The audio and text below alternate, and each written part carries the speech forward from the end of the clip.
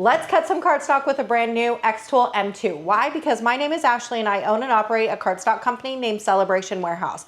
Every single time xTool, or really any machine, comes out, I get asked a lot what would be really good settings for my cardstock and that new machine. So what I'm gonna do today is I'm gonna show you how I find the best cut settings possible, and also I am going to make a really intricate shadow box only using this laser.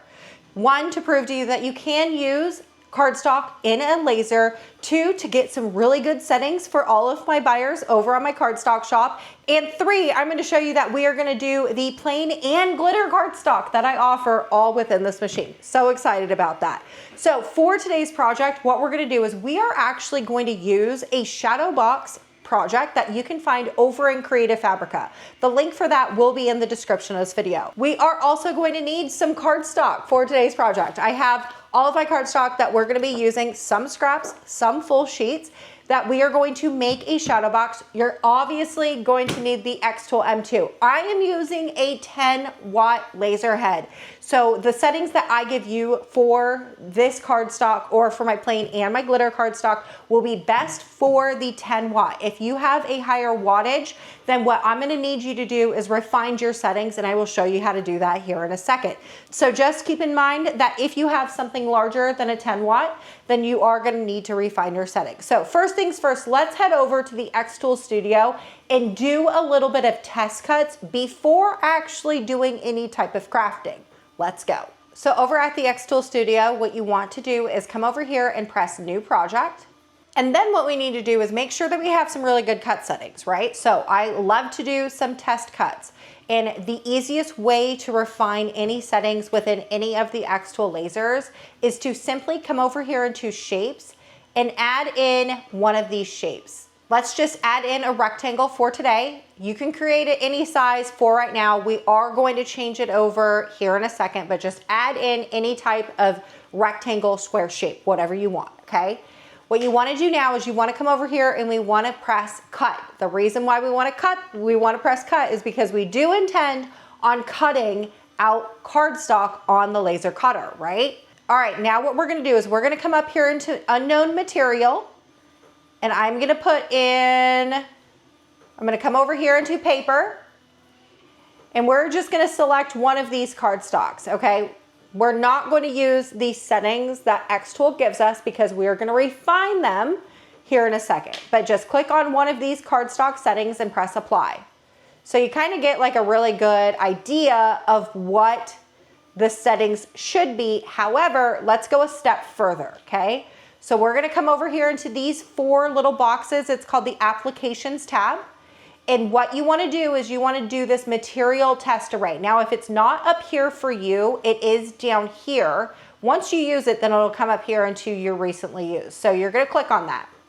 Now what you're going to get on your screen is a thing that looks like this, a grid, okay? Every single one of these boxes are going to be a different setting that you're not going to have to do anything. It's all going to be done for you automatically, but just know that this box is going to be cut at a 10 power, 10 speed.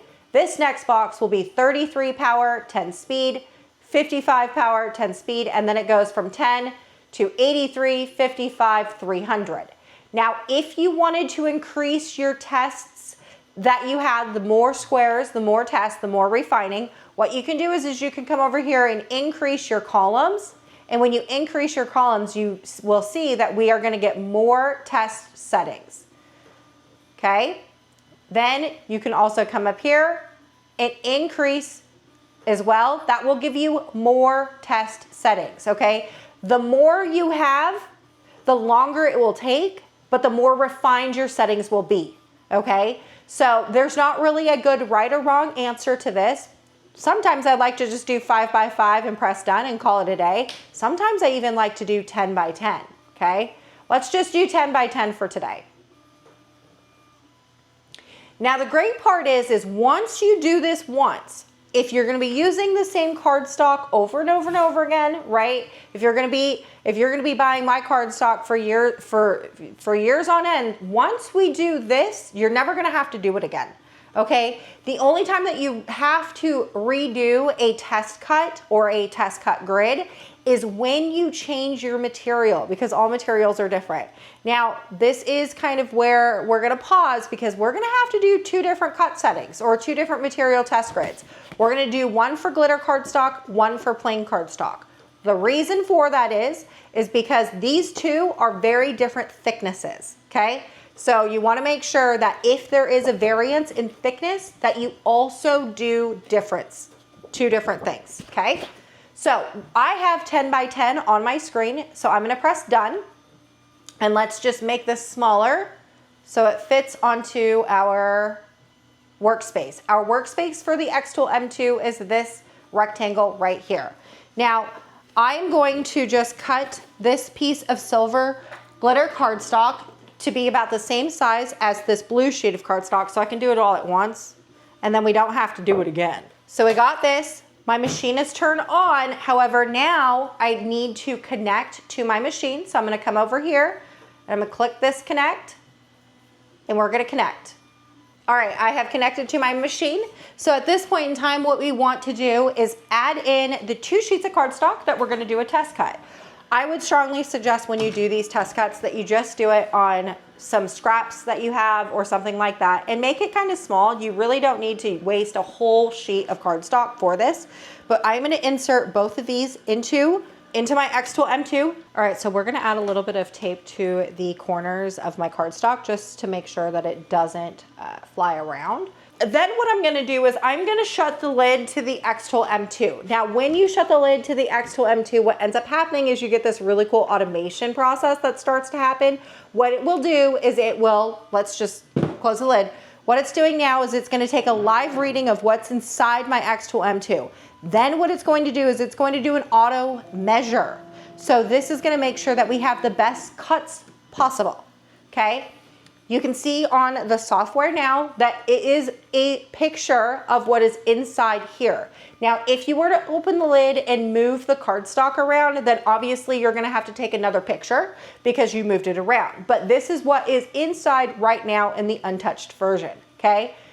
So our grid obviously is way too big for either sheets of these pieces of paper. So I'm gonna make this smaller. I'm gonna add it into this one scrap sheet, and then what I'm gonna do is I'm going to copy and paste, Command C, Command V if you're on a Mac. I'm gonna put it over here on my glitter cardstock. If you don't wanna do your keyboard shortcuts, right-clicking, you also can do copy and paste right here. And also, if you're on a Windows computer, your keyboard shortcuts will be listed over here as well. I believe it's like Control C, Control V. It's been years since I've had to use a Windows computer, so I'm not sure what the keyboard shortcuts are over there, but they are all listed over here on the right-hand side. Okay, now before we do anything further, what I would like to remind you is that a laser does require some sort of ventilation system. I'm going to be using my air filter to vent out, but you also can use a window if you have a window accessible. For projects with the xTool M2, I personally just like using my air filter because then I don't have to open up the window, let the humidity from the south come in here and you know, just kind of, I don't like to feel sticky in my craft room, but either option definitely will work. Okay, so I have my air filter hooked up. You can see it right here over on the right hand side. It's coming down on the back of my xTool M2. What we're gonna do now is we are gonna press process. We don't have to do anything else, okay? This is gonna take a total of 7 minutes and 20 seconds. Now, a friendly reminder, the xTool M2 is a laser. Laser does equal fire, especially when we are doing these test cuts. And to be frank with you, no matter what, we should always be in the room with our laser, making sure that we don't have this thing that's a 4-letter word that starts with F and ends with E. So especially when we're doing cuts that we're not necessarily certain about, we could have a potential for an issue, okay? So just make sure to keep your eye on it. There's really, truly nothing that serious to worry about because the xTool M2 does have a really good safety feature. So if it detects any type of flames or anything like that, it shuts off. But just so you know, okay, don't take your eyes off of this when we're doing our test cut. So this is gonna take a total of 7 minutes and 20 seconds. So I'm gonna press start on the software. I am gonna turn on my air filter. Then what we're gonna do is over here at the front of the machine, you're just gonna press the silver button, that's the start button, and now the machine is going to do its cuts. All right, now that the test settings are done, we can open up the lid. Then if we look at our grid, let me just pull this up. You're gonna see that some things cut and some things did not cut. So obviously this one right here in this bottom left corner that's still hanging on by a thread, that's probably not one that we want to use. But one of these up down here would be a pretty good setting. Now, the further you go over to the right, the more power that you have, you can see that I had more of like the charring. So maybe we would want to stay over here. So maybe at the,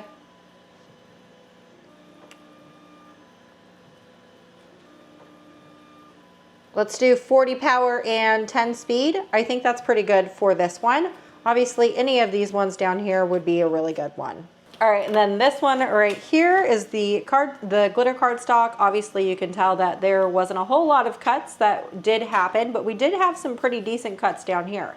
So I think the one that we are going to want to use is going to be the, let's see, 1, 2, 3 in. Let's do 30 power and 10 speed.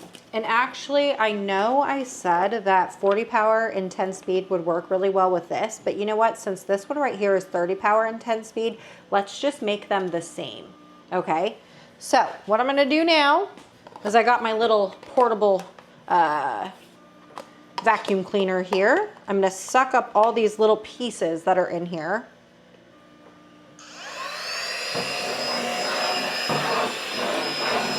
Definitely beats trying to bring them up myself hand by hand. Awesome. Okay, that's done. All right, we should press finish on the xTool Studio, and I'm just gonna drag these and move these out of the way. And then what we're gonna do is we're gonna go over into Creative Fabrica. This is the SVG file that we're going to cut out in Cardstock today. You also could cut this out in wood or even in acrylic if you wanted to, if you're using a different laser. I'm gonna do it in Cardstock. All right, we're gonna head back over into the xTool Studio, and we're gonna find that downloaded file, and we'll drag and drop that download file into the xTool Studio. Let's scale to fit this. Okay, I'm gonna zoom out and then bring this over here and make this just a little bit smaller. Then what I'm gonna do is I'm gonna also drag in the PNG file into the xTool Studio. The reason for that is when we loaded in this, do you see how the SVG file looks nothing like what I want the finished product to look like?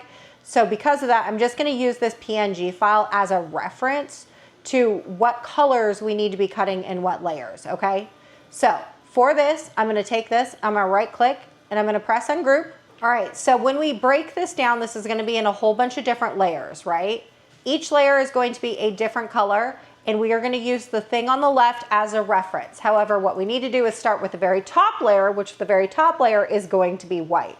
So what we're gonna do is we're gonna go into our cardstock. I'm gonna use my very top layer as the sublimation glitter cardstock.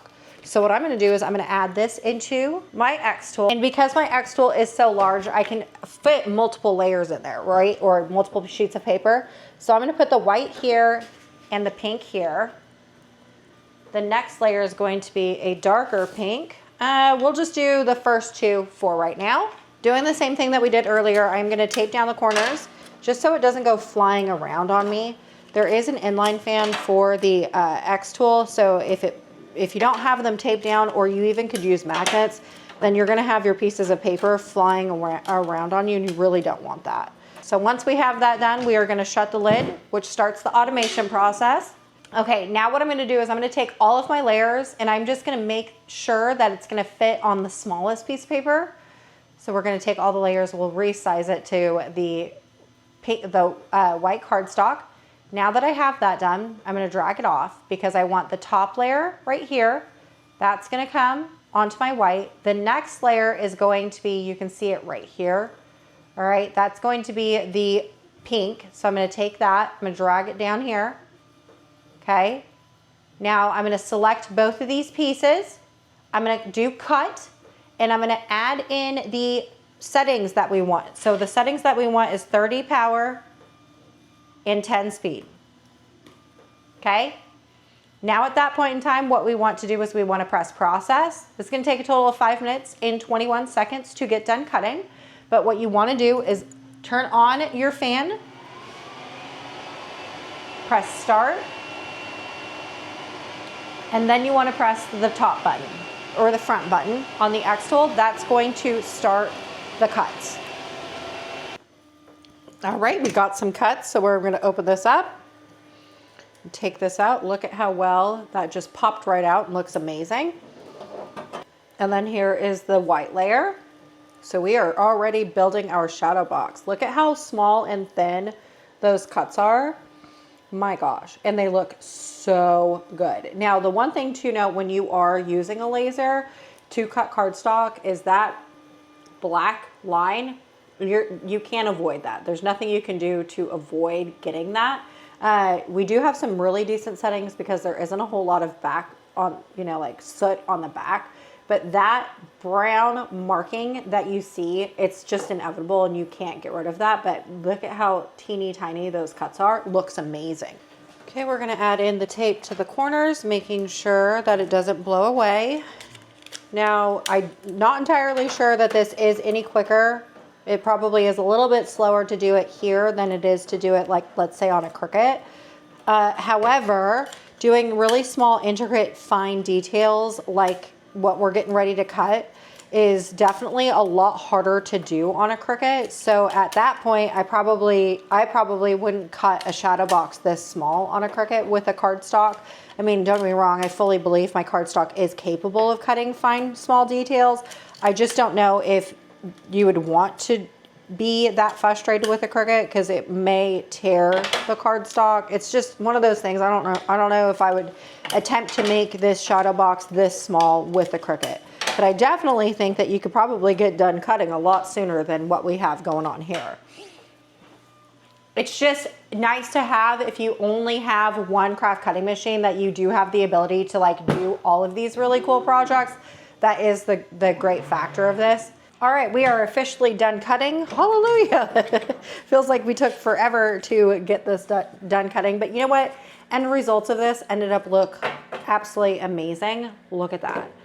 So how you would assemble this is just like this, how I have it layered. You would just glue all the cardstock pieces together, and then this would be the end results. You could put this in a frame or just be beautiful just like itself, but like, wow, that turned out so good. Now I have to say, cutting cardstock on any type of diode or even a CO2 laser is not my preferred method to cutting cardstock. However, if you are a maker that does not have a craft cutting machine like a Caesar, a Silhouette, or even a Cricut, the great part is that you can still be a cardstock crafter. It's just a little bit different than, or the finished product looks a little bit different than if you were to have a craft cutting machines, but you still are able to craft. And the end results, I think that this just turned out good.